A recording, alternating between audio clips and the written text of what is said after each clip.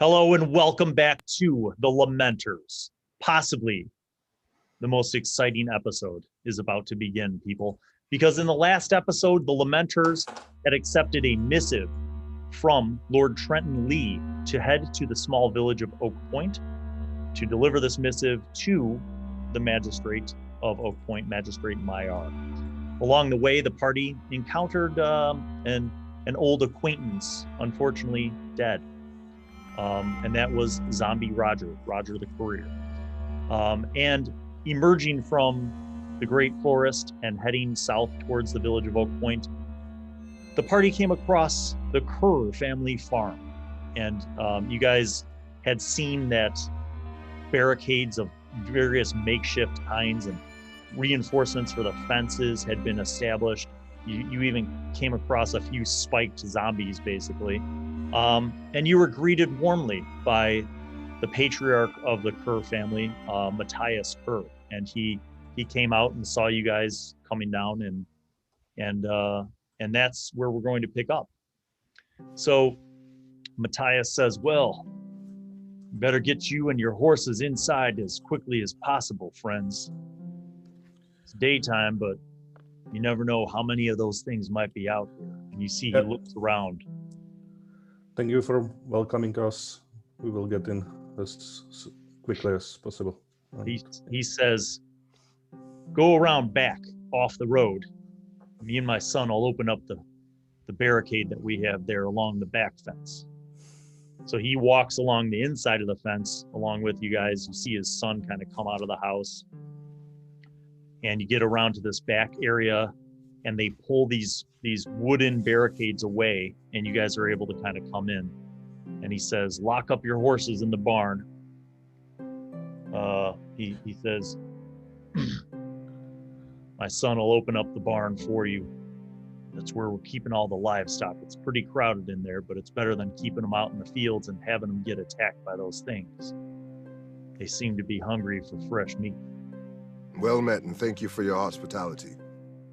Mm-hmm. Go on now. Be as quick and as quiet as you can.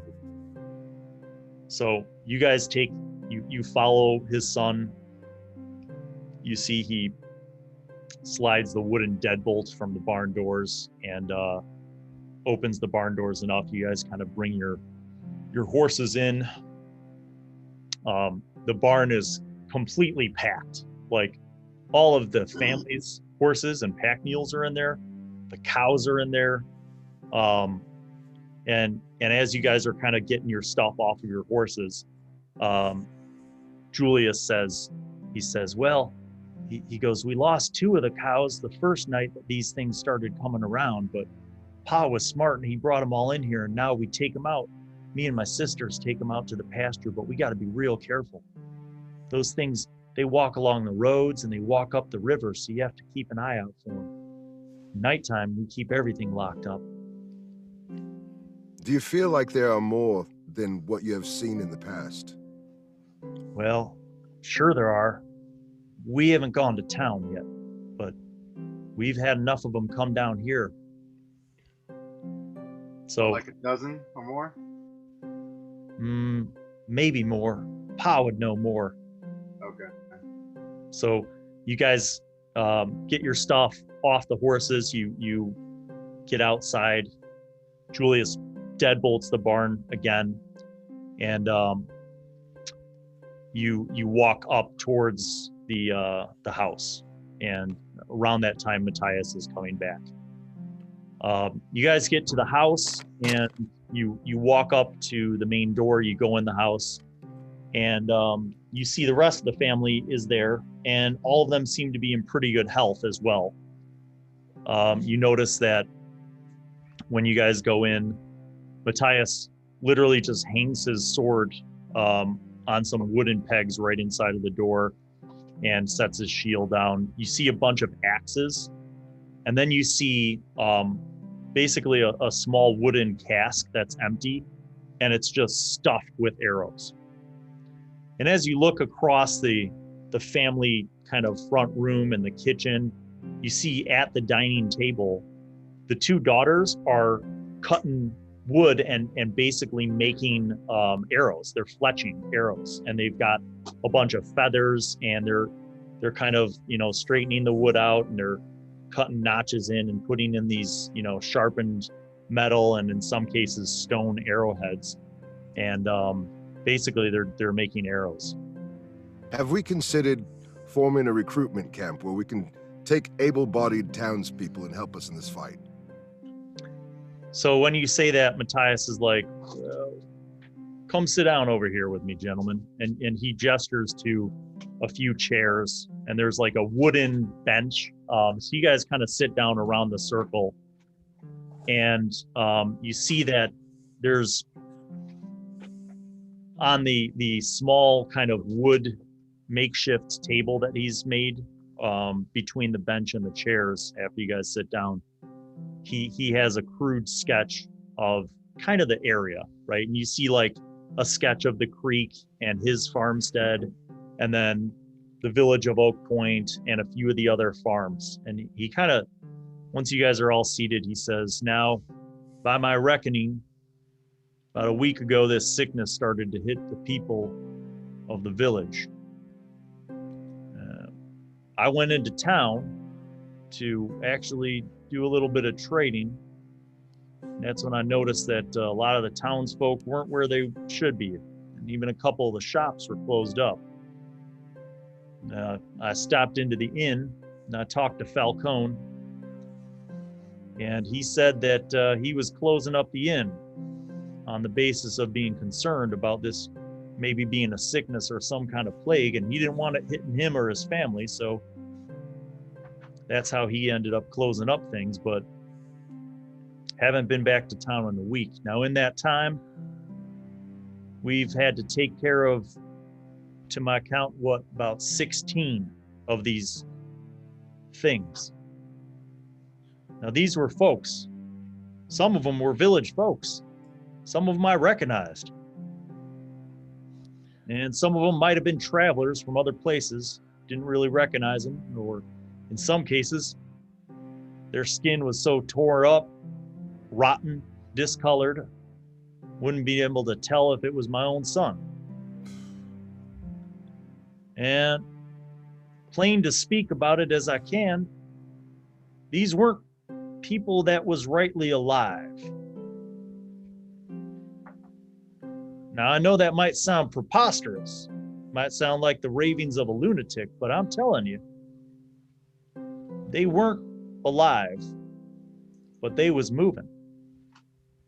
And if they was agitated, they moved a little bit quicker. Like them two that took out one of my cows. I don't know how they got over the fence, but all I know is I heard sounds that my cows never made. Came out at night with a lantern and a bow and saw these two things tearing at the flesh of my cow. Do these things appear to be capable of coherent thought and processes like climbing a fence? Could you even imagine them climbing the fence? Well, I didn't want to take any chances. It was after that incident and losing the cows that my family worked real hard. Scrounged around, found every decent piece of wood that we had. I even tore off a couple boards off of the old barn in the back pastures, reinforced a bunch of the fencing, and then we started bringing in the livestock every night, locking them up. Can I ask, had a message courier arrived here in last week? No, haven't heard word one from anybody in the village. At least not anybody that was capable of talking. Now, there have been a few of those things that have come up the road in daytime. As long as we're quiet, we're set off far enough from the road that they don't get bothered. But the other day, a couple of them came up our walkway, our path. And think you saw them out there. It's like they knew that there was something in here. Maybe they heard the sound of the chickens or the horses in the barn, or not really sure, but Were another unusual occasions in a city happening when you were there? well, like I said, it was about a week ago. And when I was there, a lot of folks were talking about how quite a few people had taken ill, but nothing strange as far as the dead getting up and walking around again. Well, we've come across a couple of them, and they had some green glow in their neck or head. Did these zombies have some green glowing as well? None of the ones that I've seen. Now I have learned some things. Learned that you could chop at them and cut them up, and they'll still keep coming. Mm-hmm. So what we've been doing is trying to knock them down, cut their heads off. Now you cut their heads off, they're dead. I mean dead.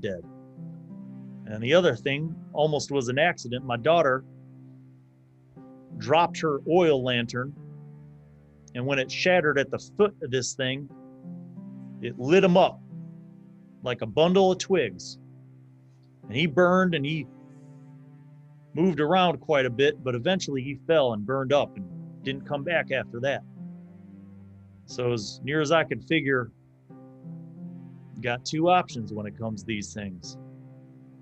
Take off their head, burn them up. Maybe both, I don't know. Is there no thought to try to reverse this for your townsfolk? Or are they already gone? I don't know. I haven't been to town in a week like I told you. And to be honest with you fellas, although I have some good acquaintances in town, I have to put my family first. We've been safe here so far. Understood. It's a tiring thing. Having to stay up all night long, make sure none of those things break through our defenses. Crew, should we go into town and search for survivors? Oh, I think that's definitely the question. That's something that we can manage on our own, or do we need help? Well, we can manage it on our own, but we have to be in and out quick, I bet. Agreed. Now, as you can see here, I started in the last few days with this here sketching. I'm not the most literate man and certainly no kind of map maker, but I thought about maybe me and my son going to check out some of the other farms, see if those families are doing okay. I know that you lot probably remember the Arnulfson family. Yep. Yes, and of course Bello.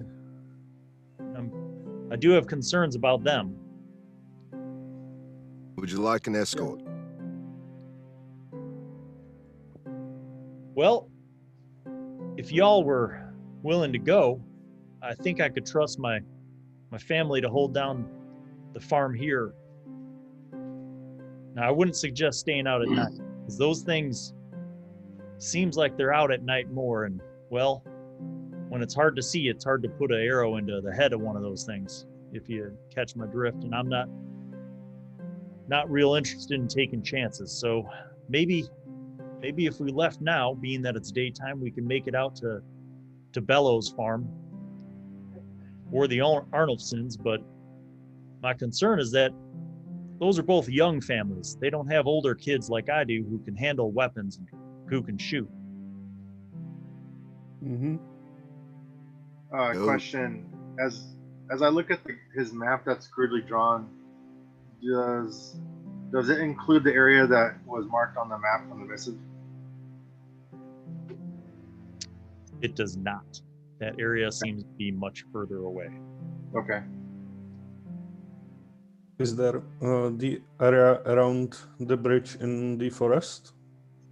No, you see his map is kind of everything south of the forest. It doesn't include like the town of Lee or Castle Lee or anything like that. It's kind of like the forest and the village of Oak Point and the surrounding farms. Just a local map, basically. Yeah. He says, now, I don't know what y'all think about riding, but I think it'd be smarter if we took horses. We'd get there faster and get out faster. Those things don't move real quick. Unless they're Right. close to you, and they can sort of lunge out at you. But I by think and by, they move pretty slowly. So I agree. We should use the horses. yeah, but our horses need a little bit of rest. well, yeah, of course. Why don't we do this? Let's fix up a little lunch, and we'll go right after lunch. You fellas just rest here, okay? Sounds good. So you see, basically over the course of the next hour or so, you see the family kind of shift from fletching arrows to making lunch. They put together, kind of a very basic stew. They have some fresh vegetables and you guys have a nice meal, nothing fancy. After that, Matthias, he goes off towards the one bedroom in this farmhouse, and he comes back about 10 minutes later, and he's wearing padded armor, just very basic padded armor. He's got some leather gloves on and boots, and he walks over to the coat rack right inside the front door, grabs his sword and ties that around his belt, grabs a bow and a handful of arrows and shoves them into a sheath and slings that over his other shoulder. And he looks to his son and his wife and his daughters, and he says, now, don't you all worry.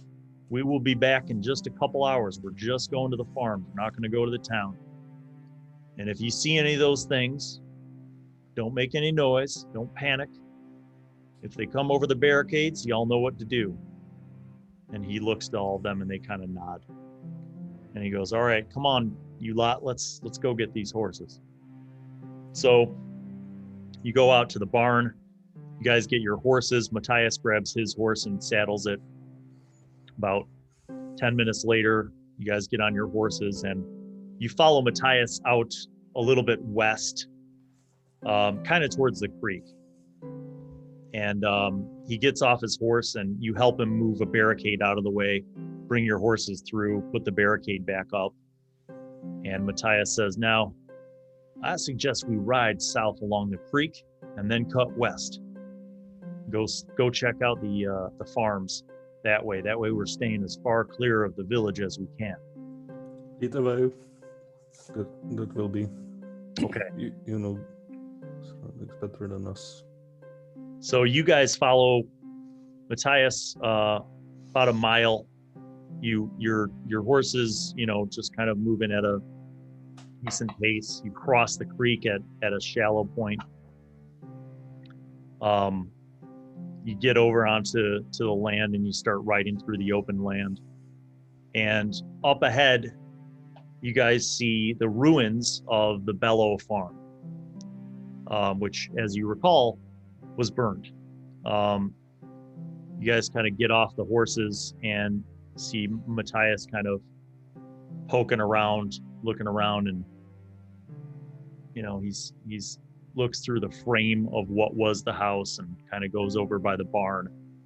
And you see him kind of motion towards you guys to come over by the barn. I'll have my claymore out. I have my bow. Yeah, I got an arrow knocked. As you guys, I'm assuming you tie your horses up to a post. You make your way over.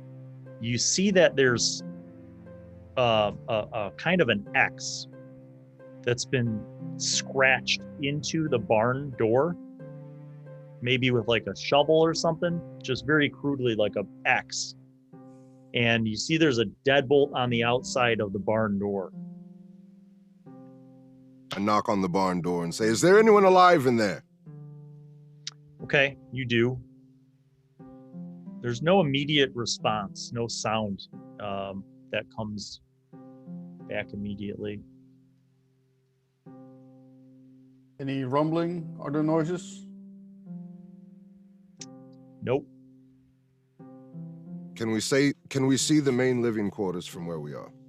Well, you can see what's left of them. I mean, it's basically a burned out frame farmhouse. The roof collapsed in. I mean, it looks like, you know, maybe they just kind of left it, or tried to dig through and find any valuables that might have survived. But the frame itself looks pretty much as you'd expect it to look after, you know, the last few weeks. And as you're kind of looking over there, you hear something, sounds like maybe a bucket, like a wooden bucket or something, get knocked over inside of the barn. There's like a sound. I put my ear up to the barn to see if I can hear any clearer what's going on, if there's any groaning or just scratching noises. Okay, you do. You don't hear any groaning or scratching or thumping kind of noises.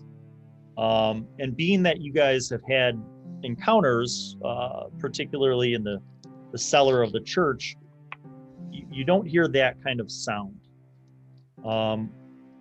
You do hear, again, kind of like a wood thumping, but it's not from the main barn doors. It sounds like some kind of wood thumping inside the barn, like further inside.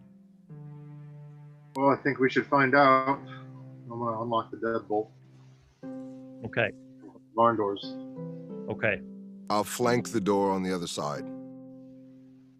You guys open the barn doors. The light of the day spills into the dark barn, and it looks very much in as if it hasn't been used.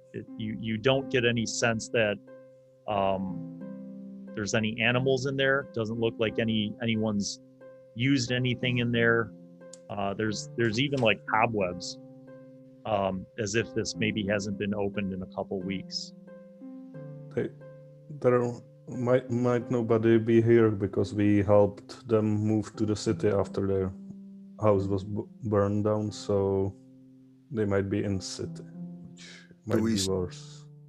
Correct. Do we still hear the sound of the? No. So when you guys opened the door, you didn't hear anything.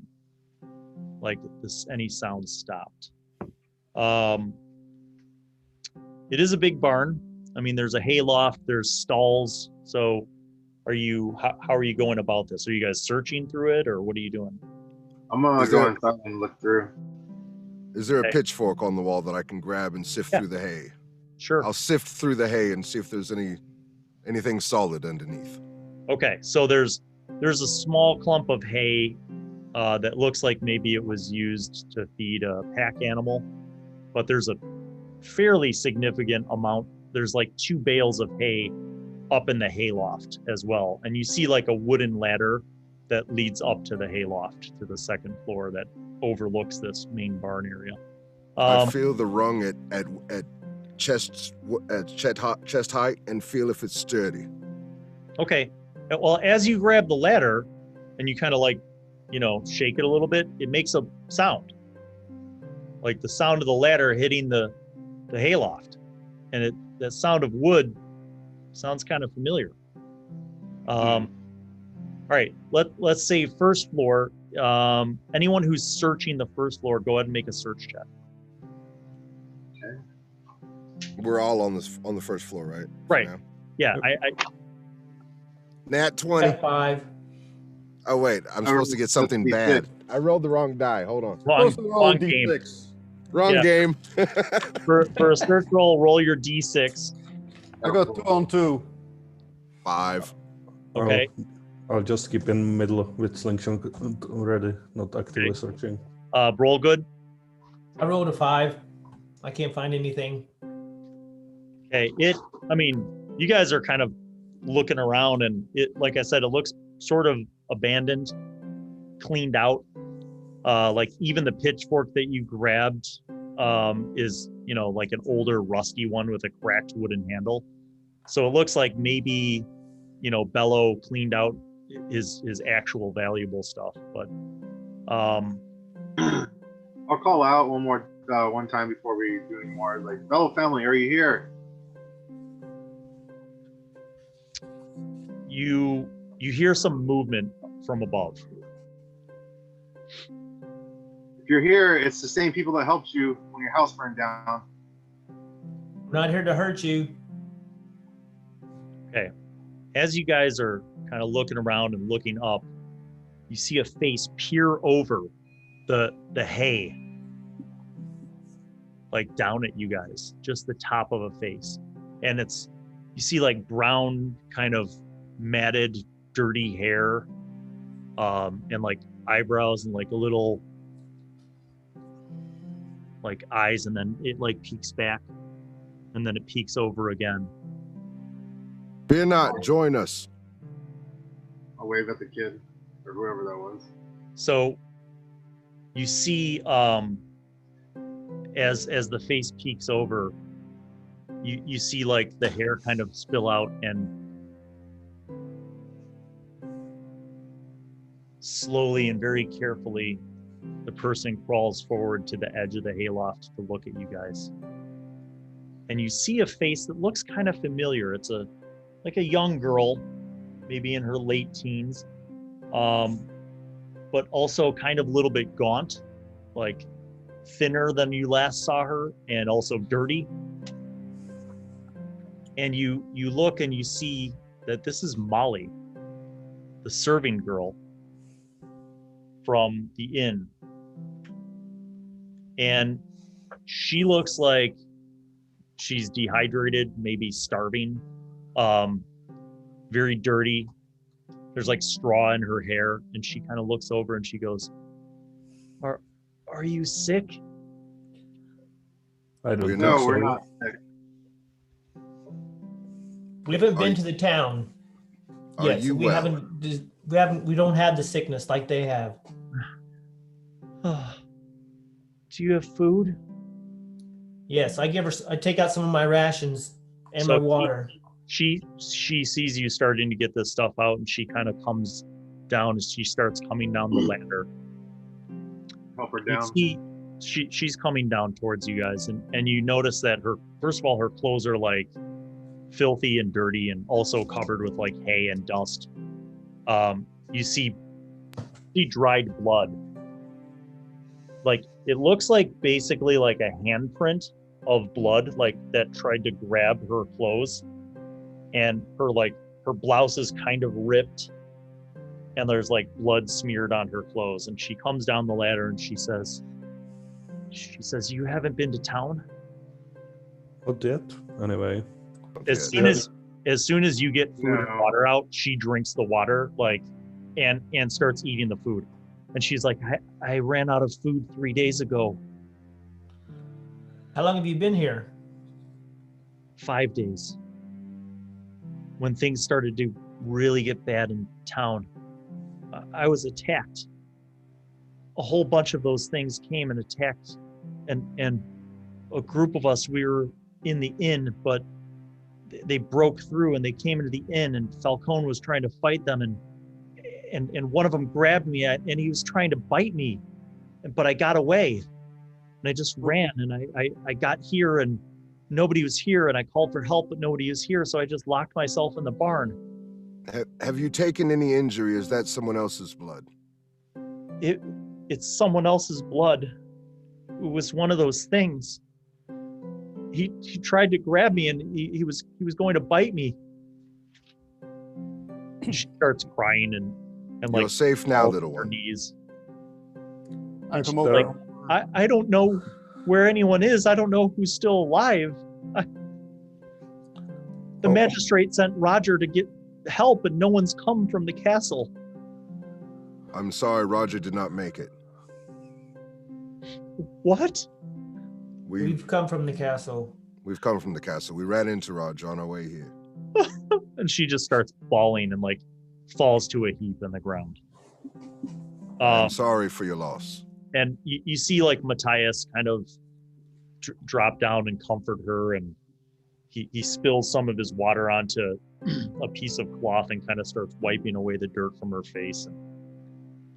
And he says, "Now, listen here, Molly. We're not going to go to the village, but you're going to come back to my farm, okay? We're going to take care of you, my girls and my son, and we'll take care of you, okay? Now, we just came here to find out if Bello or the Arnulfsons were still around. Have you seen anybody here? Has anybody alive come through?" And she's like, no one's come through. A few times those things came and they banged on the barn doors. I thought they were going to get in, and they just sat out there all night just banging and scratching at the barn doors, and I heard them moan, and I just stayed quiet until they left. You did good. You did good. And she kind of wipes away her tears, and she eats some more of the food and drinks a little more water. And Matthias says, "Now, you're going to ride with me, okay? We're just going to make one more trip to the Arnulfsons. You'll be safe now here. This lot, they've been through a lot, and they're strong, and they know how to get us there and back again. But we need to check on the Arnulfsons. They've got little ones. We've got to check on." And she says, "Oh, okay." So you guys go back out to your horses. Matthias gets on his horse, and he has Molly on the back of his horse. And you begin riding out west from Bello's farm towards the Arnulfsons. And it's a familiar ride. You guys have been through this way before, although it's much faster on horseback. And as you're making your way through the fields, you're almost hit, as you see the Arnulfson farm in the distance, you're almost hit by a flashback. As you're approaching the farm, you remember vividly, not more than a couple weeks ago, when you ran on foot to the farm and encountered those very strangely armed and armored orcs. You vividly remember them banging on the doors and trying to get into the house. And as you're now on horseback, much faster, approaching the Arnulfson farmstead, you see banging. You see people, 6 people lined up at the front door and near the shuttered windows. The wooden shutters are closed, but these 6 people are banging on the doors and the shuttered windows of the Arnulfson family home. Not armored orcs with weapons, just people, but they're banging on the doors of the farm. I draw my long sword. You guys see this as you're approaching, and you'll be there in a round. You're on horseback. How far is it? You guys you're maybe 100 feet away, but you're basically galloping towards the farm. Draw my claymore. I would try to stop like 50 feet away on the horse and try to fire slingshot from horse next round. Okay. I would like to do the same with the bow. Yeah, I was going to say, slow down, stay back, and approach drop from off in the just distance. We around can tell if 40 they're feet away. zombies or... I'll dismount 40 feet. Okay. So ranged. You're going to ride up a little closer and dismount at 40 feet. Okay. So that's what Terran does. Arizen, you're going to pull your sword. Are you? I'm pulling my sword. I'll ride right up on him and see if I can't take a swipe at him from the horse. Okay. Matthias is actually going to hold back with Gizmo and Rollgood and Freya. And he's getting his longbow out as well. He's still on horseback. All right, so I'm gonna adjudicate this like this. We're gonna do the ranged attacks first, and then Terran's gonna get up sort of close and dismount and be on foot. And Arizen, you will go in for you're basically doing I'm all in on this. Okay, so you're not getting off your horse, but you're galloping past to take a swipe. Okay, so let's do the big range first. So Freya, you're gonna shoot your longbow. And again, I'll break this down. There are 3 that are banging on the front door of the Arnoldson family home. And then there are 3 that are at each of the wooden shuttered windows on the front and the side. So indicate to me who you're targeting, and then we'll roll. I'm going for the on a sneak attack for the middle one of the 3 on the door. Okay, so I'm going to call that door zombie number 2. All right. Say 12 plus my sneak attack makes it 14. That is a hit. 15. Yep. Good, that's a hit. Roll. What's your damage? That's a D6. Hang on here. Plus my sneak attack multiplier. That's a 6. That's a nice one. Nice. Okay. And I've got 5 points of sneak attack, so that would make it a times 5 sneak, so that will be 30.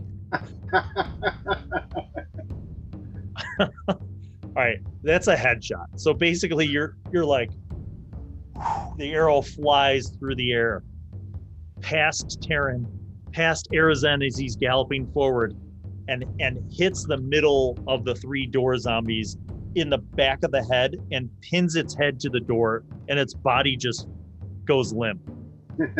It is dead. Nice shot, Freya. Roll good. You are up with your bow. Okay, I'm gonna take a shot at the one on at the door, the one on the left. Okay. And that's a 16. That is also a hit. What's our damage? And 1 damage. Got him in the shoulder again. Okay. It hits him, but he is still like just banging on the door. Gizmo, you were firing your stone. Okay. Yeah, at probably same one as Brolgood. Okay. And I can't remember. AB is added to the roll or not? Ranged, yeah. Yeah, so it would be 11. 11's a hit. Roll damage. Okay. 2. Okay. Matthias didn't have his weapon ready, so that's what he's doing this round. He's unslinging his longbow and pulling an arrow.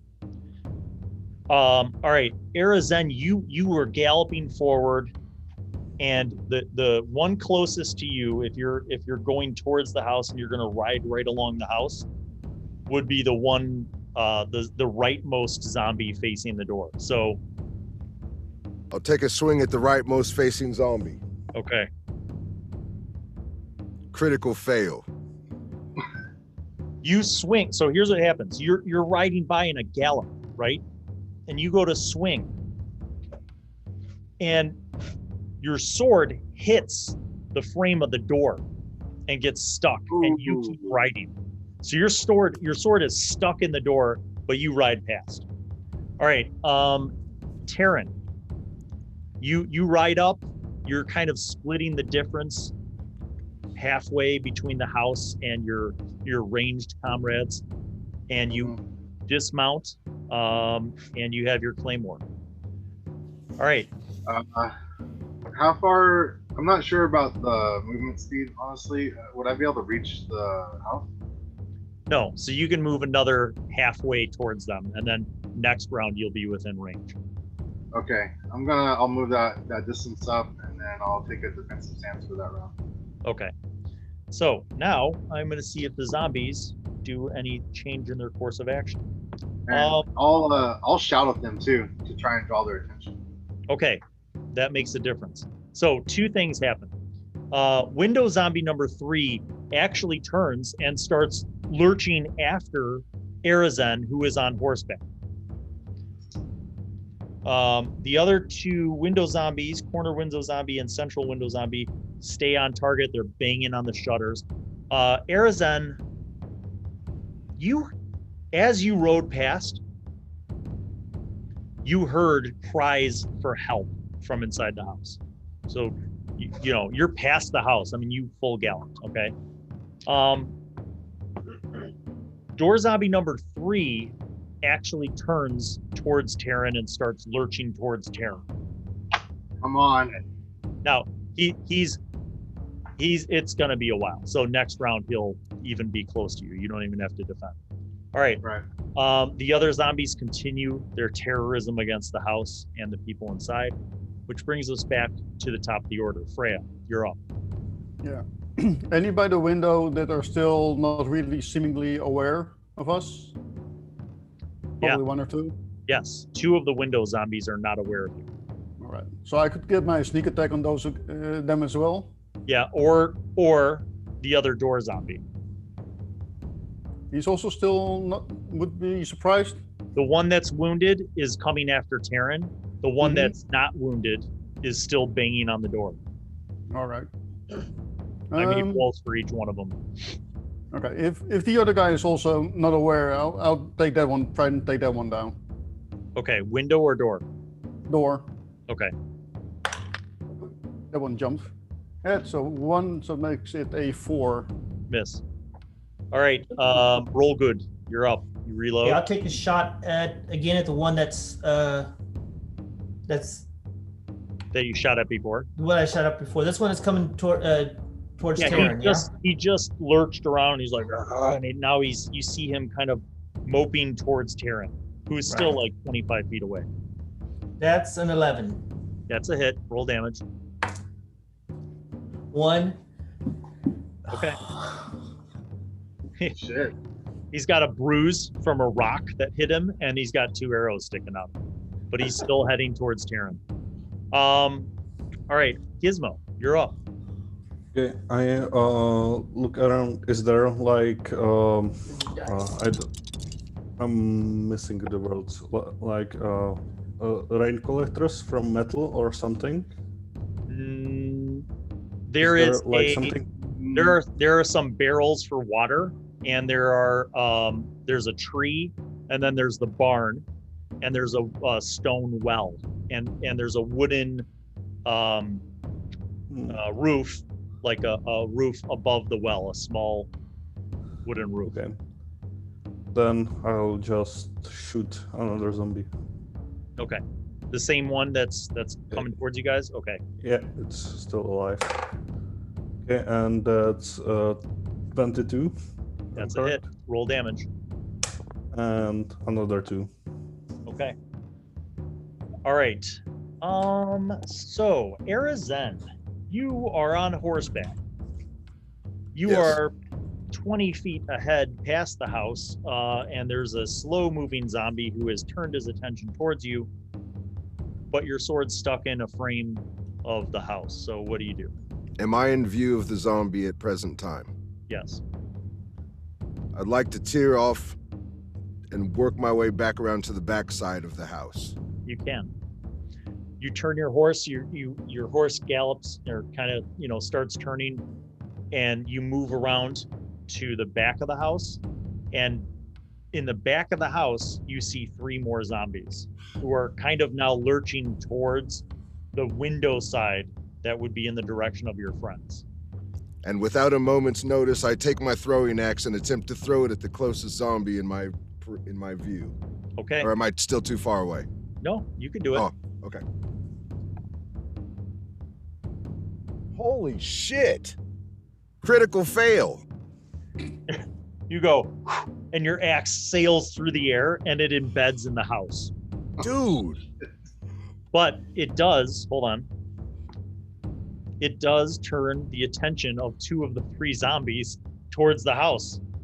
And now they kind of start going towards the house. The other zombie is actually moving towards you. All right. Terran. Yes. You could move forward and attack if you would like. I will do that, and I'm going to press. Okay. Go ahead and make the attack. Okay, press, that is another +2, so I have a +8 to this attack. That is 15. That's a hit. Roll damage. That is 7 damage.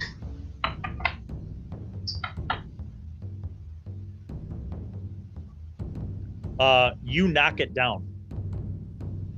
That's how hard you hit it. You knock it down. Okay. Matthias. Hit. Longbow. Damage. 6.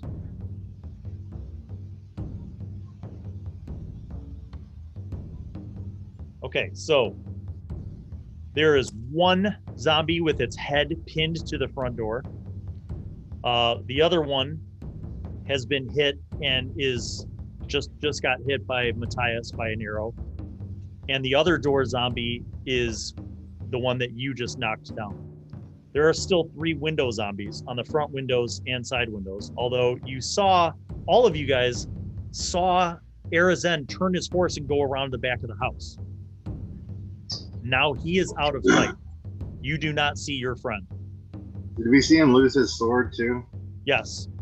You see it sticking. I mean, you could see it clear as day. It's stuck in the frame of the door. All right. Zombie number 1, zombie number 2, zombie number 3. Okay. Arazen, you need to make an animal handling check, which doesn't exist in this game. Here's what happened. You basically get swarmed. You get swarmed by 2 zombies who are basically lurching out and grabbing at your horse. So here's what I'm gonna have you do. We're gonna make an opposed strength check. So you're gonna roll a d20 and add your strength bonus to and tell me what you get. 16. Okay. So basically you kind of like kick the zombies, you like push kick the zombies away from your horse, and you ride through this phalanx of zombies that are trying to cluster around you. Can I ride and grab at my sword without dismounting? Next round, you can ride around to the back. So when it's your turn, not from the back, sorry, from the back to the front. All right, so up first, top of the order, Freya. Yep. There are still 2 window zombies who are not aware of your existence, that are just banging on the shutters. I'll take on the left one. Okay. With my speed. 15 makes it 18 to hit. That's a hit. Roll damage. All right, let's go. Why did it jump? It's a 1. Yeah, times 5 is still a 1. Okay. I need a background. All right. Roll good. I'm gonna take a shot at the other one at the window that doesn't notice me and see if I can get a good hit on him. Okay. Well, that's a nat 20. Oh! Yeah. With a sneak attack. What's your sneak attacks? That's with times 2, I believe. So you have, all right. You have 1 dot in sneak attack.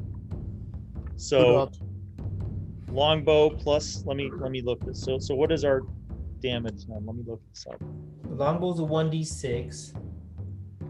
So that's 6 times 2 is 12. No, 6. 24, right? Because your sneak attack and your longbow. So 24. It's dead. You pin its head to the shutters of the window. It is There dead. you go. All right. Gizmo, you're up. Okay, which are still standing? That you can see, Yeah. 3 of them are still standing. There's 1 by the door that Matthias shot. There's 1 by the window that Freya shot. And then there's another one by the other window that nobody has shot yet. Okay, so I'll aim at the one nobody has shot yet. And it's 8, so miss. Miss. Okay. Arazen, you're going to ride around and try to claim your sword, right? Yes, indeed. Then I must dismount this beast that does not agree with me. Well, so I'll give you 2 options. Number 1 is you ride around, and while you're riding, you try to swipe and grab your sword, which would be a dexterity roll. You have to beat a 10 total. Or you could ride around to the corner, dismount your horse, and try to run up and grab your sword. But then you're off your horse. How close are the zombies to my sword? There's one that is close to your sword right now. And it is the one that has an arrow in it. I'll dismount and charge the zombie that's near the sword and try to knock it out of the way. So you guys see Arizan come around the house on his horse, and you see him jump off his horse and run up and just basically kind of like try to shoulder check him, bash the zombie. But you also see 3 more zombies following slowly from around back. All right, make your shoulder check / grapple bash, whatever. 19. Yeah, that's a hit. What's your strength? 18. Okay, so you bash him and he falls over onto the ground. Not dead, but falls over. And now you can grab your sword. Okay. Taryn, you're up. All right, I'm gonna just... You notice your zombie that you knocked over that is very wounded is starting to get up and claw towards you. Okay, I'm just gonna golf club swing and try and take his head off. All right. I'm still pressing, so that's another 15. Hit. What's their damage? That's 8 damage. Now he's dead. Dead. So you basically just low swing and cut his head, not off, but like basically sever most of it, that the head just flops back and his body just drops. Matthias. Oh, nice. 19. Damage. Longbow. 5. All right. Okay. So one of the window zombies is a little more wounded. Okay, them. Arizan. What's your armor class? My armor class is 15. Okay. The zombie that you knocked over lurches up and claws out towards you, but misses. Window zombie number 3 turns and shuffles over to you, but misses. Window zombie 1, which has 2 arrows sticking out of it, walks over to you and succeeds. Make a opposed grapple check. So this is a roll where you add your strength to it. Your strength 18. bonus. 18. You are grappled by a zombie. Oh, well, get off me, you foul beast. The other 3 continue to move around to the front of the house. And that brings us up to the top of the order. Freya. Yep. You see several things. You know, imagine you're looking at the corner of the house. You see 3 more fresh zombies coming around the corner to the front of the house.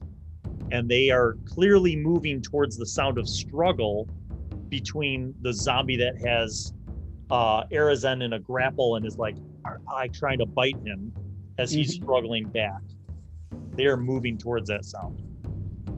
So basically you see Arizan currently fending off 2 zombies and is grappled by one of those 2. And you see 3 more that will be there next round. Yeah.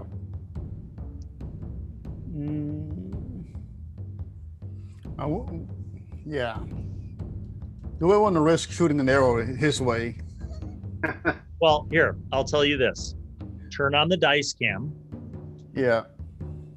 And if you choose to do that, the only way that you're going to miss is if you roll total less than a 10. However, if you roll a 1, you will hit him with your arrow. Yeah. Would it be a surprise sneak attack because he's engaged in the other guys? Yes. Would still be? All right.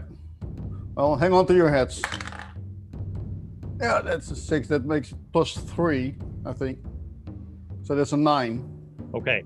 That does not hit, but you also don't hit him. So your arrow flies through this thicket of chaos and sinks into the house. Brolgood, you see this as well. I'm gonna try the same thing because I don't want that zombie to get him. Yeah. Fortunately, I don't have a dice camera. You're on the honor system. It's a 19 plus 3, it's a 22. That is a hit. Roll damage. Nice. Is that also a sneak attack? Yes, because he's not aware. This one was never aware that you guys were there. So then 2 times 2. Okay, that's good. Gizmo.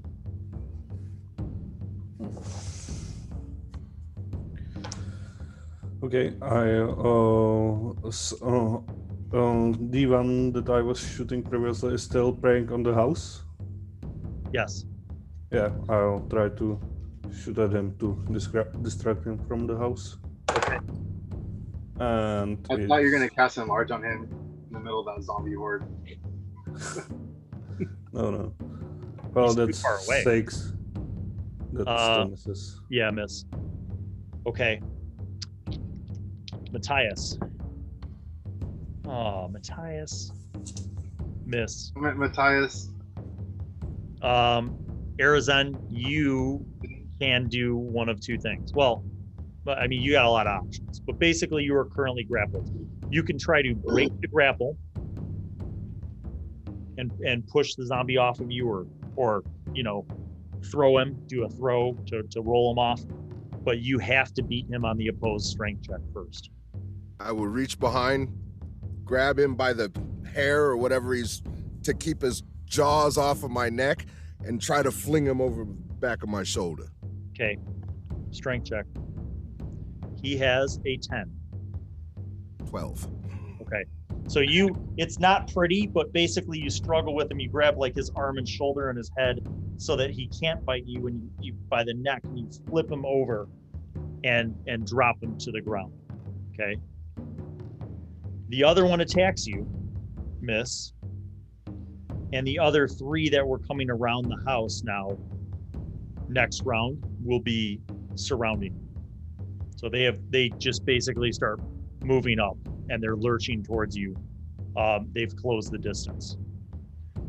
Window zombie number 3, still banging on the window, just clueless to everything around him, is just banging on the shutters. Okay, and a nat 20.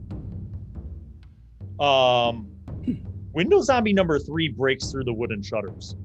Oh shit. His hammer fist actually finally breaks through, and you see the shutters like break off from the hinges, and kind of he almost like goes into the window a little bit, and you hear a more pronounced scream from inside. Like you hear the sound of a scream. All right, top of the order, Freya. I didn't get to go. Oh, I'm sorry, my bad, Taryn. Seeing that, I guess I'll go attack the zombie that's about to get into the house. Okay, you can run up there and attack. Go ahead. All right, I'm pressing still. So that's like a 13. Damn, I'm good. I'm doing that. That hits. 13 hits. That is 9 damage. Okay, you do 9 damage against Window Zombie number 3. Now he has a reason to not be focused on the house. All right, top of the order, Freya. You see Arizon fling one of these things off, but now basically he's going to be surrounded. There will be a total of 5, 3 fresh ones and 2 that are wounded but are still mobile. Mm-hmm. And I did notice Stern taking down the one at the broken window. Yes, you saw Terran is engaged with that one in melee combat, and yeah, that zombie is turning to face Terran. All right. Yeah, I'm defending as Arizon. Okay. So, see what. Why aren't you switching? There we are. All right. It's a 5 plus 3 is another 8. Yes. It's terrible. Your arrow flies past. Again, the zombies are moving so, sporadically and kind of lurching back and forth that it's hard to keep a beat on them. You fire an arrow, it sinks into the house. Brolgood, you're up. I'll take a shot at the three fresh ones that are coming around the corner. Okay. They do not seem to be aware of you guys out in the field. They're focused on trying to eat Arizon. Okay. That is a 15. Hit. What's your damage and sneak attack damage? That's a 3 times 2, so 6. Okay. You sink an arrow into it. Gizmo, you're up. I'll turn my attention towards the 3 newcomers if they are in my field of vision. Yes, they are. Go ahead. And one of the unattacked ones. And that's 8. Your stone flies past it, ricocheting off the house. Yeah. Matthias, with a hit on Windows Zombie number 3 for 8 damage. Windows Zombie number 3 is dead. Nice. Sorry, no, wait, I got the wrong guy. Windows Zombie number 1 is dead. Windows Zombie number 3 is the one who is currently fighting with Terran. Yeah. Okay. Then you are swarmed. You see your friends. First of all, you see Terran not far from you, about 10 feet away from you, engaged in his own melee combat with a zombie. But you have 4 zombies now. Becoming increasingly frustrated with my performance, I grab hold of Igar's religious emblem with my sword in one hand, and I yell out, "Why have the gods forsaken me?" And I take a big swing at whatever's near me. Okay. 22. That's a hit. Roll damage. Let's see if it's enough to drop door zombie number 3. 6. 4 is enough. You sever most of door zombie number 3's head, shoulders, or neck, and it drops, leaving 3 attacks on you. All right. Backyard zombie number 1 swipes and misses. Backyard zombie number 2 reaches out and grapples you. Make an opposed strength check. Silenced. 22. 22 beats my 18. So he's grappling with you, and you're fighting him off basically. Terran, what's your armor class? You're muted, brother. It's actually really bad right now because I've been pressing the whole time. It gives me a -4, so it's 9. He hits. You get clawed by a zombie for 3 hit points of damage. He's breaking out towards you. Your turn. I'll attack him in turn. Yeah. Still pressing, of course. That is 17. Hit. And damage, that's 6 damage. 6, 9, 6, 15. He is dead. Good. Screw this guy. Okay. Top of the order. Freya. You see Arizon is surrounded by 3 zombies, one of which is trying to grapple him. The other 2 are just trying to claw or bite him. Yeah. The one second over. So not the direct in front of Arizon, but just an extra. Okay. And lob another arrow at him. That's a 12 plus 3 is 15. That's a hit. Damage? Let's see. Let's try this one. That's a 4, and if it's a sneak, that will be a 20. It is. He's dead. You pin his head to the house. There are now 3 distinct zombies pinned to the house. Well done, Freya. The gods have heard me. I'm running out. Roll good. You're up. So I'm gonna go for the other one that's standing next to Arizon. Okay. And that's a 16. That's a hit. Roll damage. Plus a sneak. That's a 3. 3 points total. Not enough to pin his head, but definitely hits. Gizmo, you're up. How did you get 3 on the multiplier? No, it was a 2. Sorry. It was 1. I rolled a 1 plus 2 times 2. Sorry. Gizmo, you're up. Okay. I'm shooting again. Advanced near Arisen, and that's 18. That's Nice. it. Roll damage. And that's 4. Okay.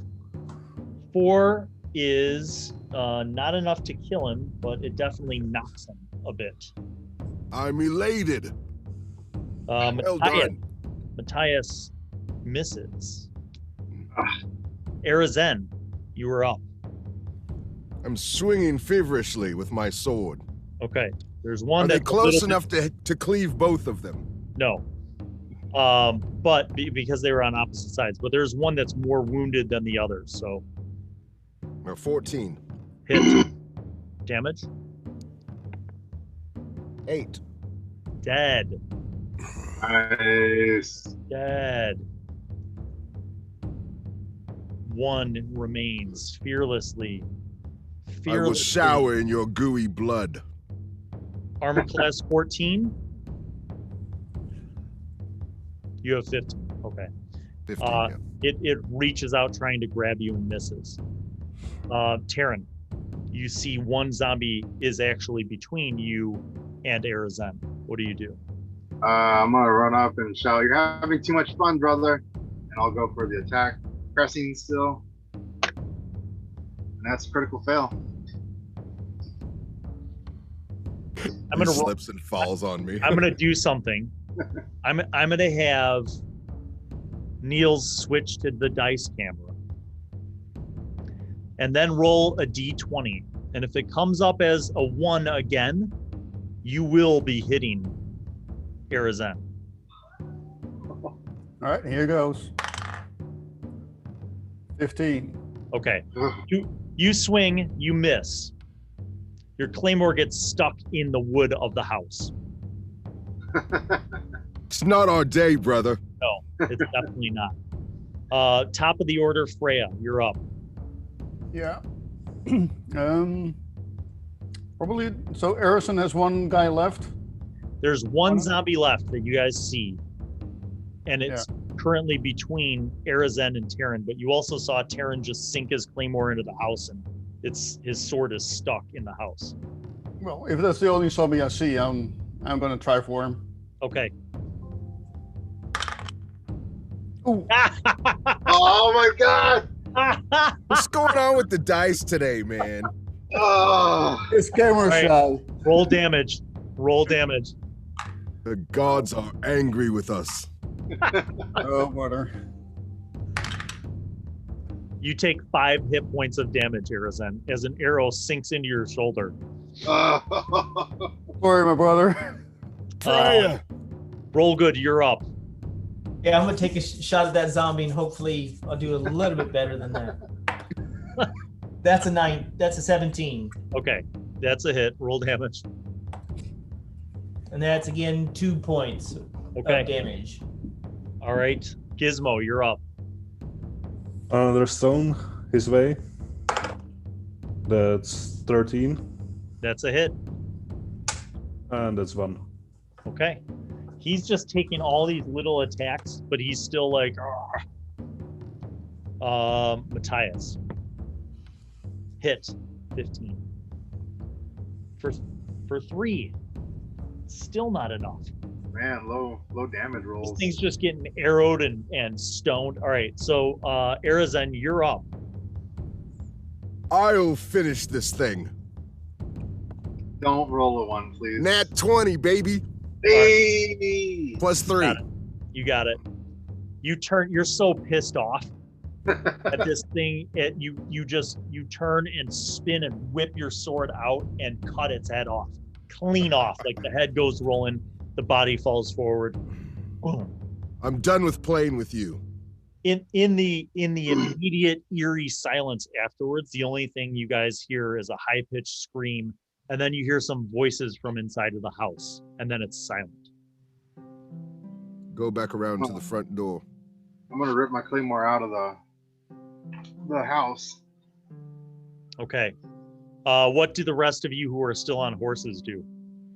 I just make like quick round around the house to search for anyone else, anything. And I'll be following Gizmo. Yeah, Gizmo, Brolgood, you guys ride around the property. Gizmo, could you grab my axe, please, on your way around the backside of the house? I'll give it a shot. So you guys ride around the property. You go around the back. You see the axe. You pull it down. You do not see any other zombies in the area. As they are doing that, Freya, what are you doing? I'm running up to Harrison and Taryn. Okay. Matthias rides up with you guys, a little slower pace, still cautious, still with his bow out, kind of like looking out over the farmland into the fields. You guys recoup your weapons. You scout the perimeter. I'm gonna go through the open window, get inside as fast as I can. Okay. Well, you go to the open window, and you are hit by a broom pole for 1 damage. For 1 damage, okay? Yes. You like go in the window and you're like, "Hey guys, like somebody swung a broom pole at you." We're here to rescue you. To help you. Okay. So after you like make this announcement, you see like the face of a familiar man appear in the window, and you see that it is Joran Arnulfsson, and he looks through the window and he's like, "Oh, thank the gods." He's like, "Those things were everywhere." You notice, by the way, that Joran Arnulfsson just looks like he hasn't slept in 3 days. Like there are bags under his eyes. He's kind of like gaunt and like he's like, "Are they all dead?" Yes, they're all dead. It's safe to come out now. He's like, "One moment," and you hear him speaking, and you hear the voices of like some small kids, and then he comes to the door. He opens. You hear the deadbolt being moved. You hear something being slid out of the way, and then he opens the door, and you can see now that there's like a dresser that is like next to the door that he must have used to like put up to the door, and he opens the door. You see his wife and his two his little kids, his 3 daughters and his son, all kind of like peering from behind this makeshift fort inside of the room. It looks like they basically took all of their furniture and made like a wall, and you see them kind of peering from over the wall. And Arnulfsson looks out and he sees you guys, and he sees Matthias on the horse, and he says, "Oh, Farmer Kerr, good to see you. How fares your family?" And Matthias is like, "We are well, safe." He goes, "And yours?" He says, "Thank the gods, we're all safe, but I haven't been able to get out to the barn or anywhere. I don't know what happened to my pack mules. I fear for the worst. These things just kept coming." You shall gather your things and your family, and we shall reside to the Kerr family farm. Matthias is like, "Do you have food stores? Because I don't know that we could feed this many families, and men." And you see Joran say, "Well, yes, we'll gather everything we can. You're sure that it's safe? No more of those things are around?" Not in the immediate area. And before we go, I'd like to make sure that either they're burnt or their heads are chopped off, all of them. Matthias looks at you and he says, "Wise plan, my friend, wise plan. I will help Joran and his family." Probably better to burn them all, as they will start and rot and stink. Okay, we can pile them all up in a big pile, and I'll get out my torch and we'll set them on fire. Matthias says, "Don't start the fire until after we've left, though." Okay. So you see everybody works really quickly. The Arnulfsons start like packing up their stuff. Matthias and Taryn and Joran and Arizon go over to the barn. They open the barn. They start filling as much stuff as they can on a cart. The whole scene being very reminiscent for you guys. And in fact, the decision is made to have the family ride on the cart with as much food as they can bring. And that being the primary thing, not worrying about so many of their possessions, just some basic clothes, but loading the cart with the food. They're loading up, you see like jars of preserves, you see, you know, boxes of grain, everything that they can, they load onto the cart. Meanwhile, the rest of you guys, you know, kind of get all the bodies piled up. Joran, once his family's out safely with the cart, they tie up, you know, they basically tie up the horse, and they'll need another horse. So at least 2 people will have to go on foot for this to work.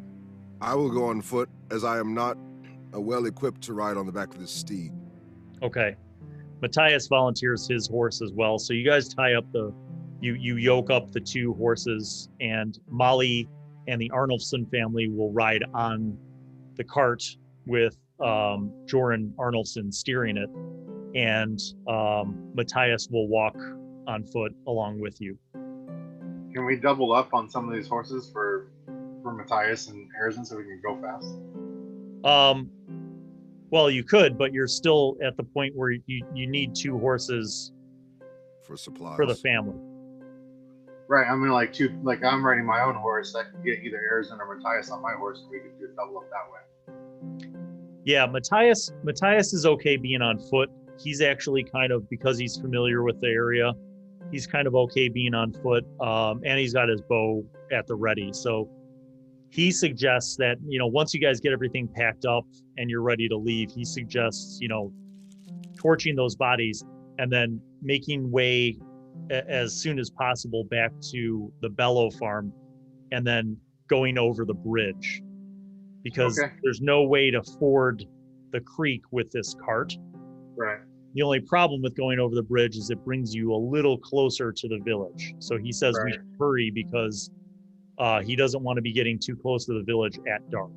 Well, that's why I was trying to get multiple people on different horses so we can just go. I don't want people walking. It's going to slow it down. Yeah. Mm-hmm. So you guys are moving now to that end about slowing down, or do any of you guys ride ahead to the bridge?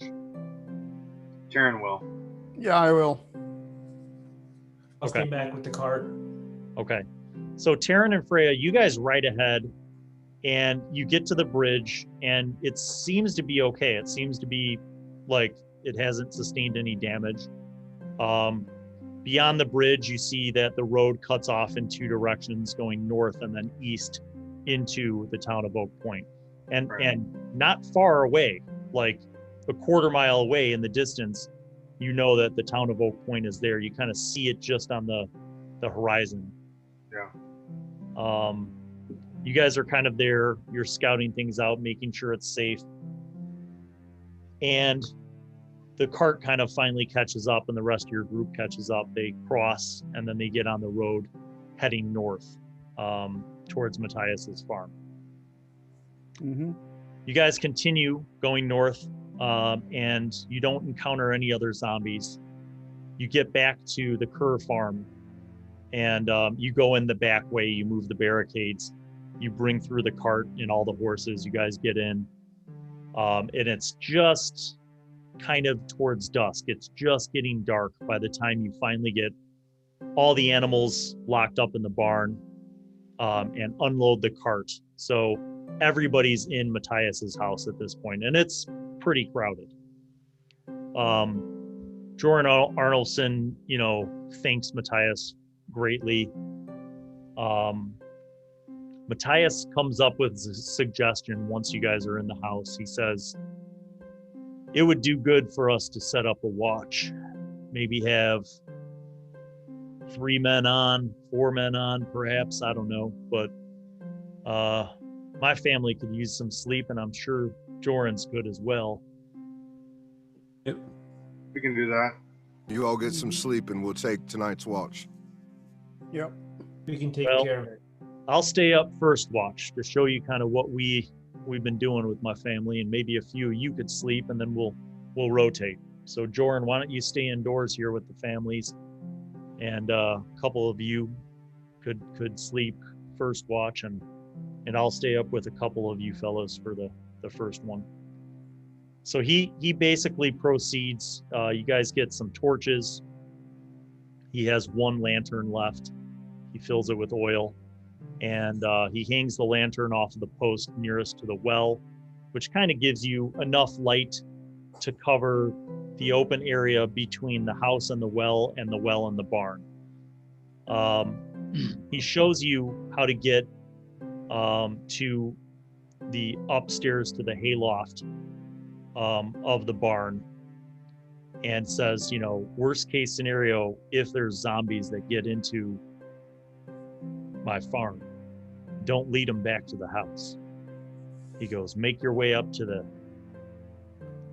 hayloft, and he says, they can't climb up ladders, as far as I could tell. Sounds good. Mm-hmm. Now, problem is that if they get to the barn, they're also getting to the livestock.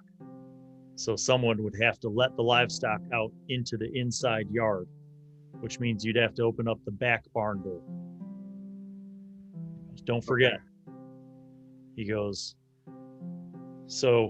I usually make my way around the perimeter. I stay quiet.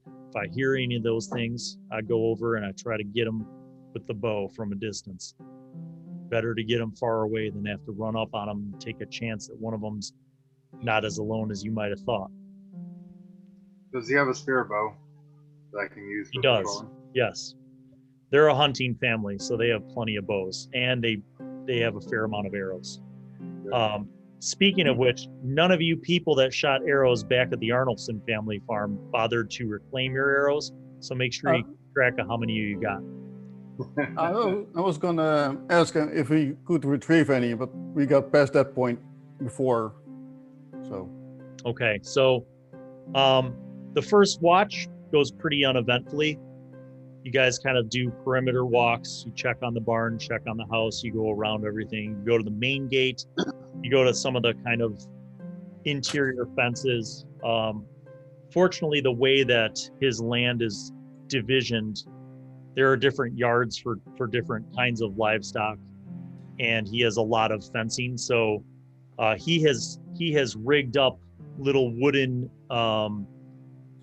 basically little wooden chimes, as well as tiny little bells to a lot of the different fence areas and gates, so that if there is anything hitting up against it, it'll make some noise. So after about 4 hours, you guys switch, and he goes to sleep, and the other people that were sleeping come out, and you do patrol again.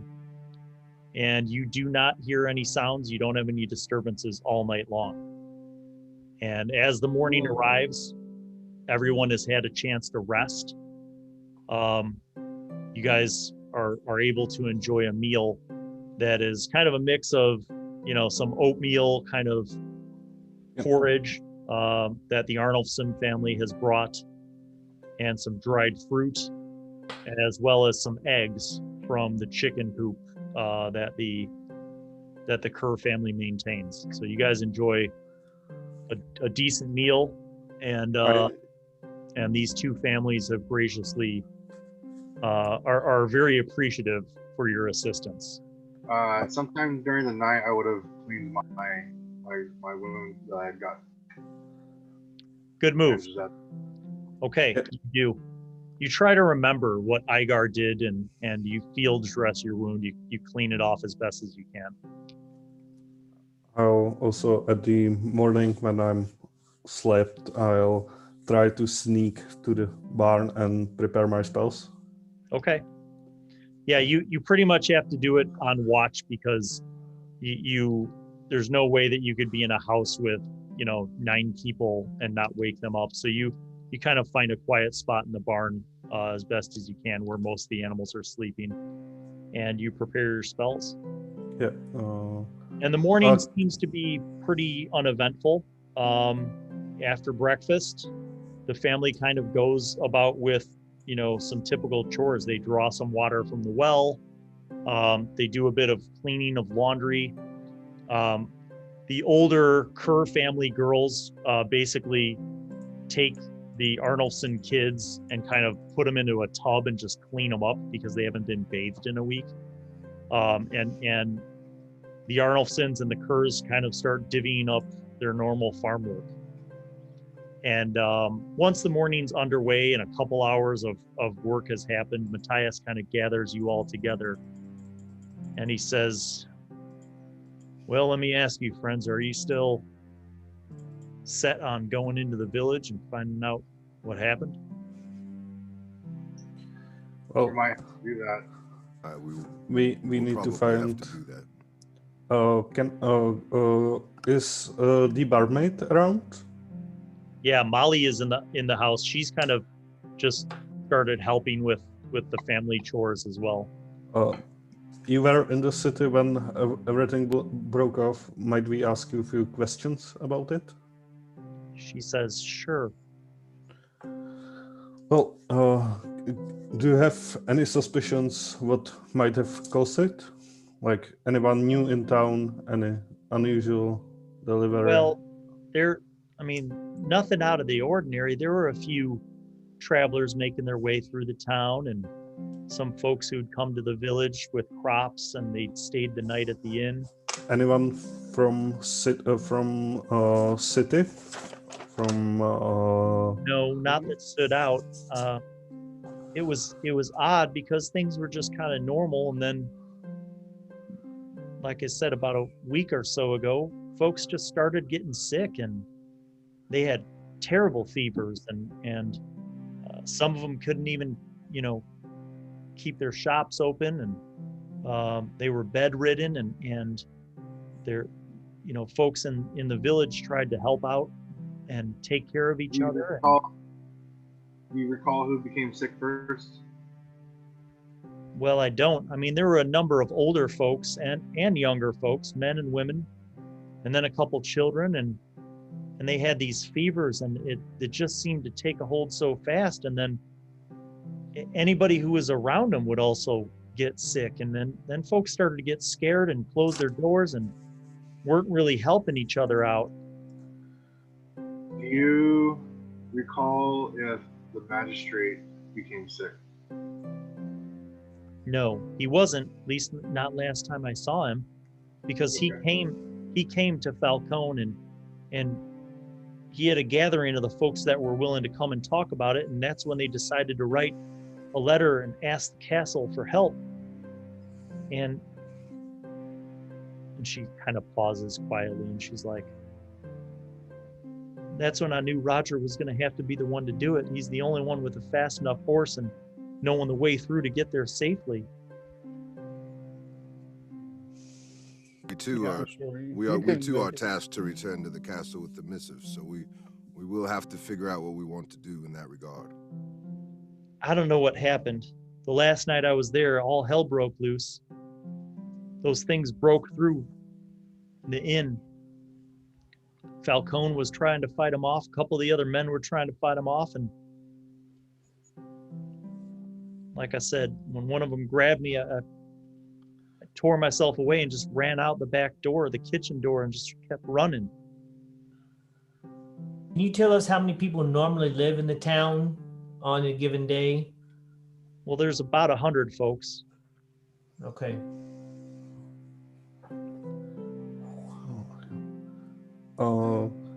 Can I just check your throat? And I'm looking for a green glow. She opens her mouth. You look, you don't see anything special. Okay, thank you. You notice, by the way, that she's wearing some of the clothing that Matthias's daughters gave her. She's not wearing the same dirty, clothing, and she also looks like yesterday she must have had a bath. She's a bit more cleaned up and seems a little bit more healthy and has recovered. Mm-hmm.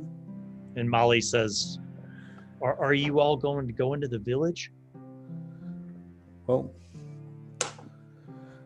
we will see what's situation there, at least. We must go to the village. At Think least well, to there- assess. There's a couple places where people might have holed up other than the inn. Where would they be? Well, the magistrate Myar, he wasn't in the inn. He was holed up at his cottage. You know where that is. Mm-hmm. And Priest Collins had some folks in the church that had gone to the church to pray for help. Maybe they're still there too. Well, those are good places to check. Agreed. Before we head out, I need to spend some time speaking with Igar's god, Einos. She Mhm. nods. Matthias says he says, before you go say your prayers, can I have a word with you gentlemen outside? And you too, Freya. Certainly. This is kind of private. So you guys go outside and you kind of follow Matthias. He walks over towards the barn where nobody's currently at and gathers you around and he says, now,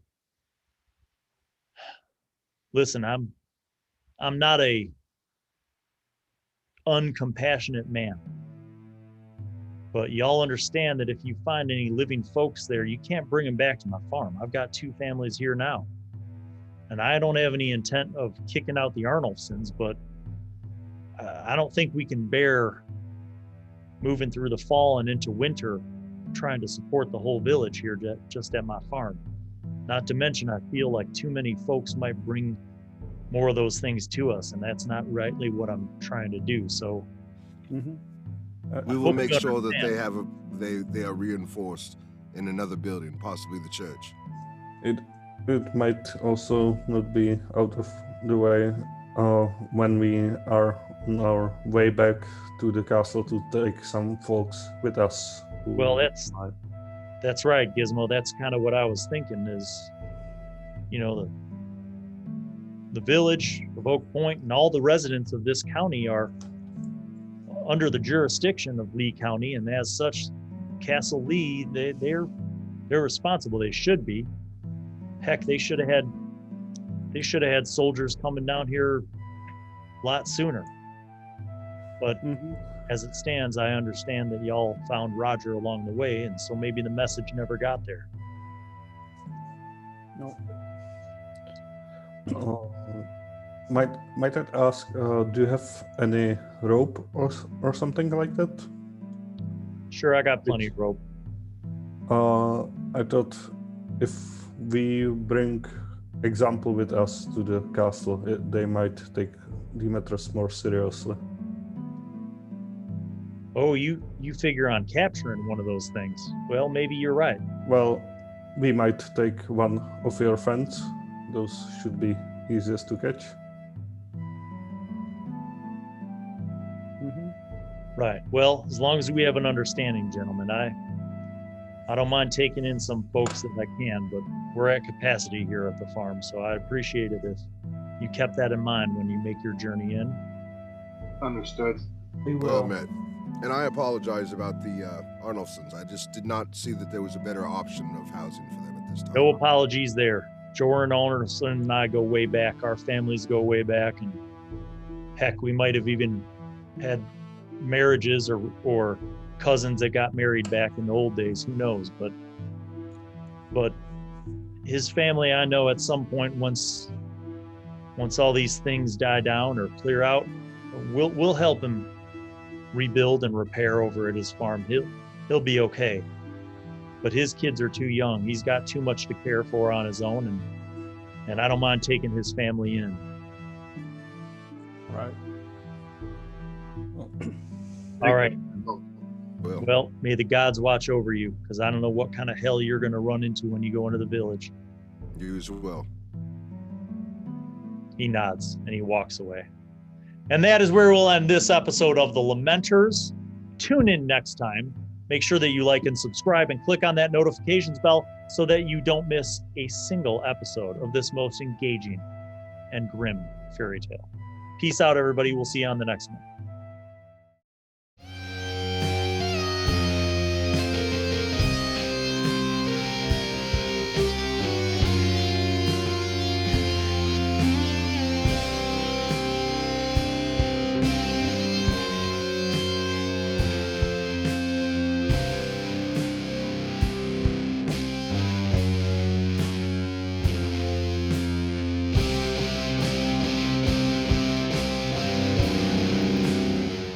Hello, it's me, Wizzy. I'm back once again to remind you to subscribe and click on the notifications button, and also watch videos that are over there.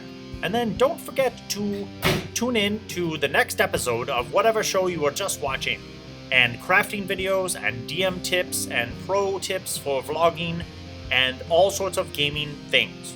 And also you could watch Bill eat food and watch other shows featuring Bill.